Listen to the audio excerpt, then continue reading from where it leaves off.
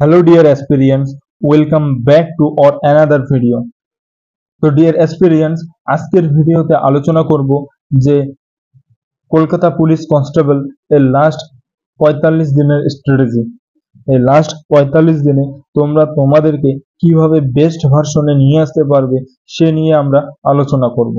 আজকের ভিডিওতে topic cover হবে making time table, effective time table 45 দিনের। তারপরে আলোচনা হবে listing important topic of math, reasoning, GK, GS এর ইম্পর্টেন্ট টপিক লিস্ট, কিভাবে লিস্ট করা টপিকগুলি কমপ্লিট করব। তারপরে আলোচনা করব প্রিপারেশন চলাকালীন আমাদের কি কি ভুল করা যাবে না, রিভিশন কিভাবে করব, এই টপিকগুলো যে টপিকগুলো আমরা 45 দিনে পড়ব সেগুলি কিভাবে রিভিশন করব। তারপরে আলোচনা করব মক টেস্ট দেওয়ার সঠিক নিয়ম কি রয়েছে, কিভাবে সঠিক ওয়েতে আমরা মক টেস্ট দিব। তারপরে মক টেস্টে কোনটি বেস্ট হবে, অনলাইন নাকি অফলাইন। তো এই 7টি টপিকের উপর আজকের ভিডিও। তো বন্ধুরা, ডিয়ার অ্যাসপিরিয়েন্টস, তোমরা ভিডিওটি স্কিপ না করে শেষ অবধি অবশ্যই দেখবে। আশা করি তোমাদের খুব কাজে আসবে। তো তোমরা যারা টার্গেট নিয়ে পড়াশোনা শুরু করছো যে কেপি কনস্টেবল একটি পুলিশের জব পেতেই হবে, বা যাদের স্বপ্ন পুলিশ হওয়ার, তাদের জন্য আজকের এই ভিডিওটি। তো প্রথমে আমরা দেখব মেকিং টাইম টেবিল। তো টাইম টেবিলটাকে আমরা কিভাবে তৈরি করতে পারবো। তো টাইম টেবিলের ক্ষেত্রে আমাদের আগে বুঝতে হবে যে আমাদের হাতে সময় কম, মাত্র 45 ডেজ রয়েছে। তো আমাদের অন্যদিকে সময় না দিয়ে প্রিপারেশনের দিকে সময় দিতে হবে। তার জন্য 45 দিনে আমাদের ডেইলি 8 ঘন্টা প্লাস আমাদের পড়তে হবে। 8 ঘন্টা প্লাস আমরা যদি প্রত্যেক দিন দেই, তাহলে আশা করি আমাদের সিলেবাস কমপ্লিট হবে এবং আমরা আমাদেরকে বেস্ট ভার্সনে নিয়ে যেতে পারবো। তো 8 ঘন্টা কিভাবে করব। তো প্রিলিমস এর জন্য 3টি টপিক রয়েছে, ম্যাথ, রিজনিং আর জিকে জিএস। জিকে জিএস রয়েছে। তো প্রথমত ম্যাথে আসি। তো এই 3টি টপিকের ক্ষেত্রে 2 ঘন্টা করে ইচ টপিককে দিতে হবে, 6 ঘন্টা। আর থাকলো বাকি যে টাইমটা 2 ঘন্টা, সেটি দিব আমরা রিভিশনের ক্ষেত্রে। তো ম্যাথের ক্ষেত্রে ম্যাথ শুরু করার আগে আমরা ডেইলি 6 ঘন্টা, এই 6 ঘন্টা বা এই 8 ঘন্টা তোমরা তোমাদের মতো করে সাজিয়ে নেবে। তোমরা যারা আছো, যারা সকালে পড়তে বা ভোরবেলা পড়তে ভালোবাসো, তোমরা তোমাদের মতো সাজিয়ে নেবে। আর তোমরা যারা রাত্রে পড়তে ভালোবাসো, তো তারা রাত্রের হিসাবে সাজিয়ে নেবে। তো দেখা গেল math, GK GS. GK GS যেটা রয়েছে, যে টপিকগুলো আমরা লিস্ট করব সেগুলো সকালে কমপ্লিট করবে, সকালে 2 ঘন্টা দিবে। তারপরে রিজনিং এর ক্ষেত্রে তোমরা বিকালে দিবে রিজনিংটাকে, আর ম্যাথটাকে তোমরা দুপুরে আর বিকালে সন্ধ্যার সময় দিবে। আর লাস্টে আরো 1 ঘন্টা তোমরা করবে কি, যদি তোমাদের হাতে টাইম থাকে, জিকে জিএসটাকে দিতে হবে, জিকে জিএস এর কারেন্ট অ্যাফেয়ার্সকে। এবং সকালে উঠেই 10 মিনিট তোমরা কারেন্ট অ্যাফেয়ার্সকে দিবে, কারণ কারেন্ট অ্যাফেয়ার্স থেকে খুব গুরুত্বপূর্ণ কোশ্চেন আসে, 4 থেকে 5টা কারেন্ট অ্যাফেয়ার্সে কোশ্চেন আসে। তো এইভাবে 2 ঘন্টা করে তোমরা প্রত্যেকটা সেকশনকে দিবে, তাহলে দেখবে তোমাদের কভার হয়ে যাবে। এবং তোমরা কখন কোনটা পড়বে সেটা তোমাদের উপর, তোমাদের যেটা ভালোভাবে শুট করে তোমরা সেই হিসাবে তোমরা সেই সাবজেক্টগুলোকে পিক করবে আর কমপ্লিট করবে। এরপরে listing important topics of math, reasoning, GK, GS. তো এই ম্যাথ, রিজনিং যে ইম্পর্টেন্ট টপিকগুলো রয়েছে সেগুলি আমি খাতায় নোট ডাউন করতেছি না, আমি জাস্ট মুখে বলতেছি, তোমরা এটা নোট ডাউন করে নিবে যে ইম্পর্টেন্ট টপিকগুলো ম্যাথের কি রয়েছে, তারপরে রিজনিং এর কি রয়েছে, এবং জিকে জিএস এর মধ্যে কি কি রয়েছে। তো এখন ম্যাথের মধ্যে যদি বলি, অঙ্কের মধ্যে যদি বলি, তাহলে টপিকগুলো রয়েছে পার্সেন্টেজ, রেশিও অ্যান্ড প্রপোর্শন, তারপরে পাইপ অ্যান্ড সিস্টেম থেকে আসে একটা কোশ্চেন, টাইম অ্যান্ড ওয়ার্ক থেকে কমন একটা কোশ্চেন আসবেই। তারপরে রয়েছে পার্টনারশিপ থেকে, লসাগু গসাগু থেকে আসবেই একটা question, simple interest, compound interest থেকে একটা বা দুটো কোশ্চেন আসবেই, সিম্পলিফিকেশন থেকে একটা কোশ্চেন কমন তোমরা ধরে নাও। তারপরে অ্যালজেব্রা থেকে একটা করে কোশ্চেন আসবে, একটা দুটো কোশ্চেন আসে। তো এই কয়েকটা টপিক, 6-7টা টপিক যে বললাম, এই 6-7টা টপিক গুলো থেকে আসে। আবার বলে দিই, পার্সেন্টেজ কমপ্লিট করতে হবে, রেশিও এন্ড প্রপোর্শন করতে হবে, পাইপ এন্ড সিস্টেম করতে হবে, টাইম এন্ড ওয়ার্ক ভালো করে করতে হবে, দুটো কোশ্চেন আসবে, লসাগু গসাগু থেকে দুটো কোশ্চেন আসবে, তারপরে টাইম এন্ড ডিস্টেন্স থেকে, যেমন টাইম এন্ড ডিস্টেন্সের মধ্যে ট্রেইনের যে কোশ্চেন গুলো রয়েছে সেগুলি একটা আসবে। তারপরে simple interest and compound interest এই কোশ্চেন আসবে। সিম্পলিফিকেশন থেকেও আসবে। তারপরে আবার অ্যালজেব্রা থেকে কমন রয়েছে, আসবেই। তো ম্যাথের মধ্যে তোমরা এই টপিক গুলো কভার করবে। এরপরে আসবো রিজনিং। রিজনিং এ তোমাদের কি কি করতে হবে? রিজনিং এর মধ্যে পাজলস বেসড যে কোশ্চেন গুলো রয়েছে সেগুলি, তারপরে ডাইরেকশন, কিউব এন্ড ডাইস এর কোশ্চেন, তারপরে ভেন ডায়াগ্রাম থেকে একটা আসবে, সিলোজিজম থেকে আসবে, সিটিং অ্যারেঞ্জমেন্ট আসবে, ক্যালেন্ডার থেকে একটা করে কোশ্চেন আসবে। তারপরে অ্যানালজি, অ্যানালজির মধ্যে বিভিন্ন অ্যানালজি আছে, ওয়ার্ড অ্যানালজি, নাম্বার অ্যানালজি, এগুলো। তারপরে তোমাদের আসবে যেমন ব্লাড রিলেশন, খুব মোস্ট ইম্পর্টেন্ট। কোডিং ডিকোডিং তো আছে, বসে আছে কোডিং ডিকোডিং থেকে। কাউন্টিং ফিগার, কাউন্টিং ফিগারের যে কোশ্চেন গুলো সেগুলি একটা আসবে, ক্যালেন্ডার থেকে আসবে। এবং series, number series, word series, alphabet series, তো সেগুলো আসবে। তো রিজনিং থেকে যে টপিক গুলো বললাম সেই টপিক গুলো তোমরা যদি ভালো করে করো, আশা করি তোমরা রিজনিং থেকে সবই কমন পাবে। এরপরে জিকে দিয়েছে, জিকে জিএস তোমরা যদি ভালো করে করতে চাও তাহলে হিস্ট্রি আগে। হিস্ট্রি থেকে মাস্ট, হিস্ট্রির মধ্যে সব থেকে এনসিয়েন্ট যে হিস্ট্রিটা রয়েছে সেখানে এনসিয়েন্ট ইন্ডিয়া যেটা রয়েছে সেখানে ইন্ডাস ভ্যালি সিভিলাইজেশন আর জৈনিজম বুদ্ধিজম মোস্ট ইম্পর্টেন্ট। তারপরে মিডিভেলের ক্ষেত্রে মুঘল পিরিয়ড থেকে কোশ্চেন আসে। আর বেশি আসে মডার্ন থেকে। মডার্ন থেকে যেমন 1857 সালে যে রিভোল্ট হয়েছিল সেই রিভোল্ট থেকে আসে। তারপরে আসে গভর্নর জেনারেল অফ বেঙ্গল, তারপরে গভর্নর জেনারেল অফ ইন্ডিয়া।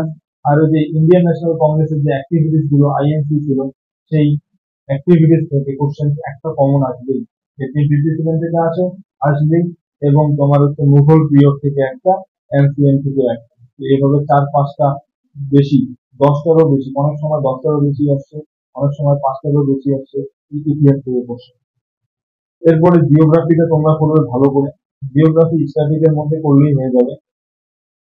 তারপরে ইন্ডিয়ান পলিটির মধ্যে যেমন আর্টিকেল গুলো, আর্টিকেল গুলো মাস্ট, আর্টিকেল মাস্ট করতে হবে। তারপরে সুপ্রিম কোর্ট থেকে কিছু কোশ্চেন, হাইকোর্ট থেকে কিছু কোশ্চেন আসবে। তারপরে 3 ইয়ার পঞ্চায়েতি রাজ সিস্টেম, যেটা পঞ্চায়েতি রাজ সিস্টেম, সেটা করতে হবে। তারপরে তোমরা করবে ওই যে ফাইন্যান্স কমিশন, ওই যে ইলেকশন কমিশন যে আছে সেগুলি করতে হবে। আর হাইকোর্ট, সুপ্রিম কোর্ট মাস্ট। এই টপিক গুলো যদি তোমরা পলিটি থেকে করো তাহলে আশা করি কভার হবে। আর সায়েন্স থেকে যে স্ট্যাটিক যে সায়েন্স টপিক গুলো রয়েছে সায়েন্সের থেকে, সেগুলি যদি পড়ো তোমরা ভালো হয়ে যাবে। যেমন ব্লাড, তারপরে ভাইরাস এন্ড ব্যাকটেরিয়া, এগুলো। আর জেনারেল নলেজের ক্ষেত্রে কিছু নেই। সেটা হচ্ছে জেনারেল নলেজের ক্ষেত্রে একটি বই পাওয়া যায়, সেটা হচ্ছে আরিহান্তের বই জেনারেল নলেজ, বা মনোহর পান্ডে, আরিহান্ত মনোহর পান্ডে যে বইগুলো থাকে, ছোট একটি বই, 30 টাকা, 25 টাকা কি 30 টাকা বা 35 টাকা এরকম না। সেখানে স্ট্যাটিক দিকে টপিক দেওয়া রয়েছে সেগুলি, যেমন বুকস অ্যান্ড অথার স্ট্যাটিক দিকে থেকে খুব ইম্পর্টেন্ট। তারপরে তোমার হচ্ছে সেন্সাস 2011, তারপরে ইম্পর্টেন্ট ডেট যে রয়েছে, তারপরে অ্যাওয়ার্ড অ্যান্ড অনার, তারপরে বিভিন্ন ভারতের ফেস্টিভ্যাল, আমাদের ওয়েস্ট বেঙ্গল, বিশেষ করে ওয়েস্ট বেঙ্গলের ফেস্টিভ্যাল, তারপরে ডিফেন্স সিস্টেম ভালো করে করতে হবে। বুকস অ্যান্ড অথার তো বললামই এইগুলো। আর কিছু রয়েছে যে টপিক, যেটা হচ্ছে biosphere reserve, national park of India, national park of West Bengal. তো এগুলি তোমাদের খুব ভালো করে পড়তে হবে। তো এবার গেল, লিস্ট হয়ে গেল আমাদের ইম্পর্টেন্ট টপিক। এবার কিভাবে কমপ্লিট করবো এই টপিক গুলো? আমরা যে এই টপিক গুলো সব কভার করলাম বা লিখলাম তুললাম, তো এই টপিক গুলো কভার করতে গিয়ে আমাদের প্রথমে একটা একটা করে পিক করতে হবে। যেমন ম্যাথের একটা টপিক পিক করতে হবে, সেটাকে 2 দিনের মধ্যে, 3 দিনের মধ্যে কমপ্লিট করতে হবে। আর জিকে জিএস এর ক্ষেত্রে দুটো করে টপিক কভার করবো দিনে, কমপ্লিট করবো। যদি যেগুলো আমাদের কমপ্লিট হয়নি, আর যেগুলো আমরা এর আগে কমপ্লিট করেছি সেগুলোকে শুধু রিভিশন রিভাইজ করে নিব ব্যাস। আর যেগুলো কমপ্লিট হয়নি আমরা 15 থেকে 20 দিনের মধ্যে সমস্ত টার্গেট রাখবো, সমস্ত টপিক গুলোকে কমপ্লিট করবো। তারপরে প্রিপারেশন চলাকালীন কি কি ভুল করা যাবে?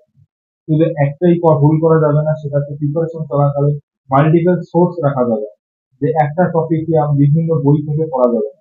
বা ধরে নাও জিকের জন্য 2-3টে বই আমাদের কাছে, ম্যাথস এর জন্য 2-3টে বই। তো এরকম মাল্টিপল সোর্স রাখা যাবে না, যে কোনো একটা সোর্সের উপর কাজ করতে হবে, একটা সোর্সের উপর ডিপেন্ড করে ভালো করে প্রিপারেশন চালাতে হবে।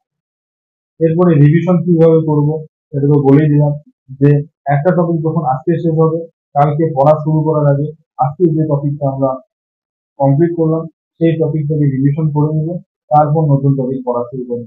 সব সাবজেক্টের ক্ষেত্রে, ম্যাথের ক্ষেত্রে, রিজনিং এর ক্ষেত্রেও, জিকে জিএস এর ক্ষেত্রেও। এরপরে মক টেস্ট দেওয়ার সঠিক নিয়ম। তো মক টেস্ট দেওয়ার সঠিক নিয়ম হচ্ছে, মক টেস্ট তোমরা যখন দিবে তখন এক্সাম টাইমে দিবে। যে ধরে নাও বেশিরভাগ এক্সাম 12টার দিকে শুরু হয়, বা 1টার দিকে শুরু হয়, বা 11টার দিকে শুরু হয়।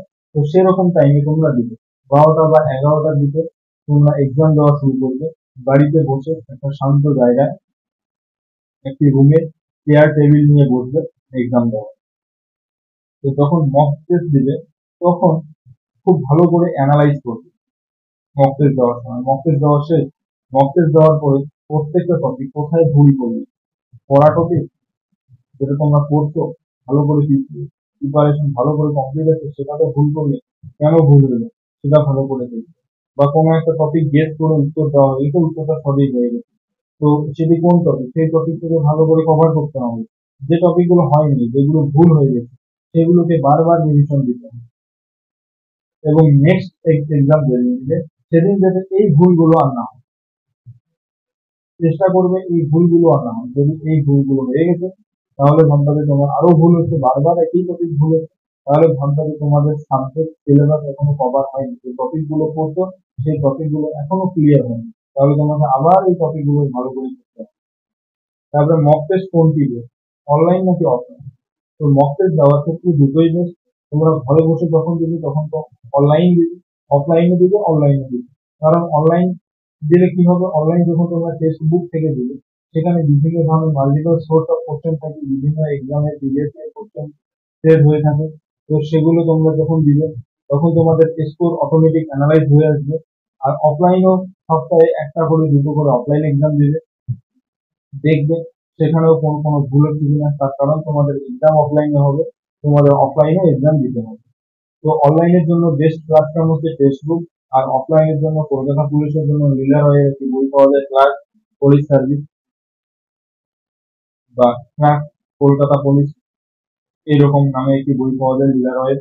বা আরো অন্যান্য প্রকাশনী রয়েছে, অন্যান্য প্রকাশনী রয়েছে, সেই বইগুলো তোমরা একটা দুটো পারচেজ করবে, এগুলোকে সলভ করবে। তো আজকের ভিডিও এই অবধি। তো ভিডিওটি যদি ভালো লেগে থাকে তাহলে অবশ্যই চ্যানেলটিকে সাবস্ক্রাইব করবে এবং পাশে থাকা বেল আইকনটিতে ক্লিক করবে। এবং তোমরা কমেন্ট করে জানাও তোমাদের নেক্সট ভিডিও কোনটি দরকার, বা কিরকম ভিডিও নিয়ে আসলে তোমরা উপকৃত হবে বা তোমাদের কাজে আসবে।